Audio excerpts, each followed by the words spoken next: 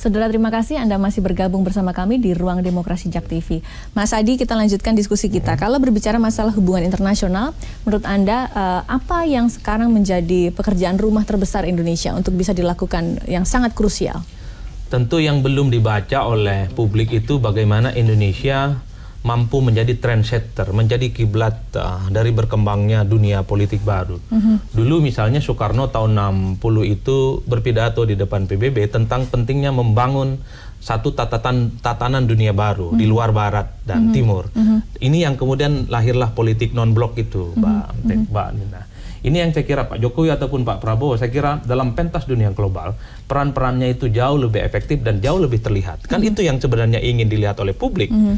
Bagaimana misalnya Indonesia disegani bukan hanya sebagai satu komunitas politik yang cukup luar biasa, tapi eksistensinya di panggung internasional, isu-isu yang berkaitan dengan terorisme, isu-isu yang berkaitan dengan kemiskinan, isu-isu tentang kemanusiaan, Indonesia mampu mewarnai dalam konteks global. Apalagi saat ini misalnya Indonesia menjadi anggota Dewan Kehormatan Tidak Tetap, tentu posisinya menjadi penting untuk menyampaikan program dan narasi-narasi politik kebangsaan yang memang menjadi kekayaan kita selama ini.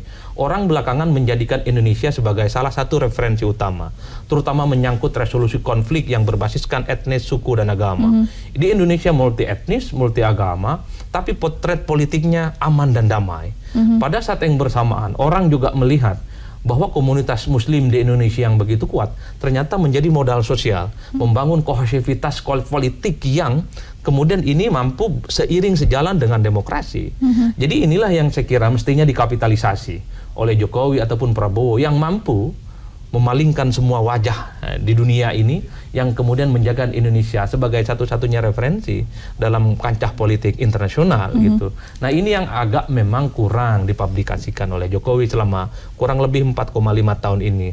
Memang politiknya lebih banyak ke domestik, sementara untuk urusan luar negeri itu didelegasikan kepada Menteri Luar Negeri, ke Mbak Retno gitu ya. Tentang soal Rohingya, tentang sikapnya terhadap Palestina, ataupun tentang TKI yang berhasil diselamatkan dari ancaman hukuman mati itu kan selama ini peran-perannya dilakukan oleh Menteri Luar Negeri.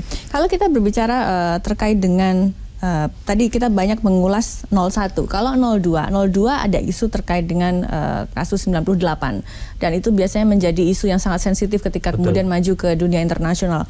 Apa yang bisa ditawarkan oleh seorang Prabowo untuk bisa meyakinkan masyarakat bahwa ketika saya nanti terpilih menjadi presiden itu tidak akan mengganjal saya di langkah dunia internasional? Ya, tinggal Pak Prabowo ini meyakinkan kepada publik bahwa pengalaman dia sejak menjadi Danjen Kopassus hubungan internasional privilege selama menjadi bagian dari Orde Baru itu mampu dikapitalisasi sebagai bagian kepentingan politik ke depan.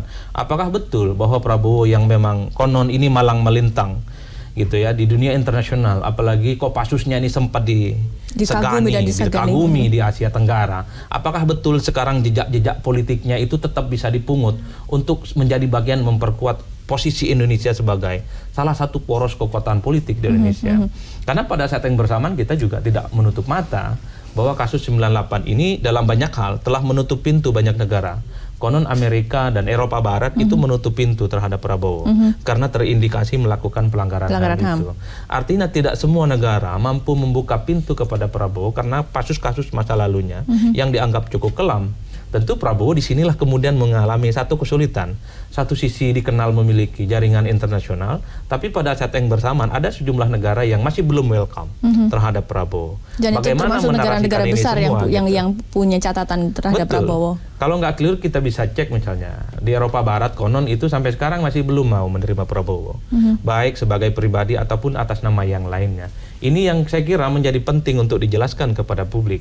Bagaimana hubungan diplomatik kalau Prabowo jadi presiden, betul dia memiliki kapasitas misalnya bahasa Inggrisnya bagus, misalnya dia memiliki relationship yang cukup bagus dengan dunia internasional. Tapi kalau masih ada negara yang menolak dia kehadirannya, itu menjadi paradoks. Ada sekat yang kemudian belum bisa dibuka gitu ya. Saya nggak tahu persis bagaimana Pak Prabowo nanti menarasikan ini dalam debat kandidat ya. Baik. Tema pada malam hari ini ideologi, pertahanan keamanan, pemerintah dan hubungan internasional bisa dikatakan adalah orang mengatakan adalah merupakan tema yang berat. Jadi sebenarnya bagaimana PR dari kedua kandidat calon presiden yang akan berdebat pada malam hari ini bisa membumikan tema-tema ini untuk bisa dimengerti oleh masyarakat awam. Kalau Anda lihat, apakah itu menjadi hal yang mudah untuk membumikan narasi ideologi, pertahanan, keamanan, pemerintahan, hubungan internasional untuk bisa dipahami oleh masyarakat awam? Dibandingkan tema-tema debat sebelumnya, tema keempat ini cenderung ngawang-ngawang dan abstrak.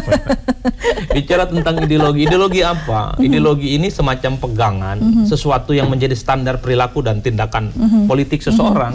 Tapi kalau ditanya bahannya apa, susah. Beda dengan bicara infrastruktur, ada jalan tol, ada orang udah langsung kelihatan, oh iya saya merasakan gitu, saya tidak merasakan gitu. Ideologi itu soal mental model dan pola pikir, kan begitu. Makanya kemudian nanti ketika bicara debat tentang ideologi misalnya, Jokowi maupun Prabowo harus mampu menjelaskan ideologi itu dengan bahasa rakyat. Ideologi itu adalah standar hidup yang menjadi rujukan politik. Ada misalnya ideologi nasionalisme, ada kapitalisme, ada sosialisme, mungkin juga ada khilafah Islamiyah dan semacamnya. Oh, itulah ideologi bentuknya. Iya, ya. Oke Mas Edi, kita nanti lanjutkan dialognya di segmen selanjutnya. Saudara tetap bersama kami di Ruang Demokrasi.